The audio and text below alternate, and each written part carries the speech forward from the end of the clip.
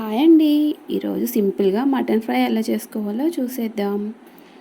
Mutton పావు KG తీసుకున్నానండి. Half spoon పసుపు వేసుకున్నాను, అందులో 1 స్పూన్ సాల్ట్ వేసుకున్నాను, 1 స్పూన్ కారం వేసుకున్నాను, 4 లవంగాలు వేసుకోవాలి.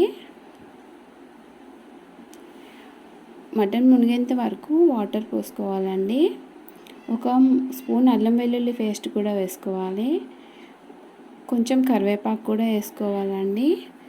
కుక్కర్కి మూత పెట్టి 3 విజిల్స్ వచ్చేంత వరకు మంచిగా కుక్ చేసుకోవాలండి.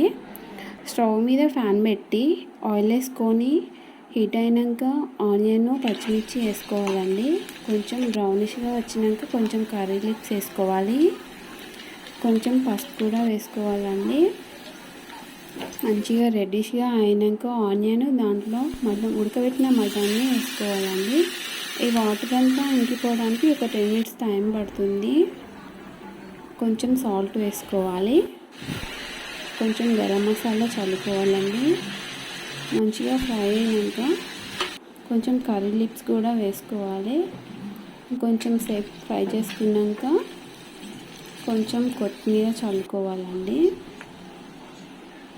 మంచిగా లెమన్ ఆనియన్తో సర్వ్ చేసుకుంటే చాలా టేస్టీగా ఉంటుందండి.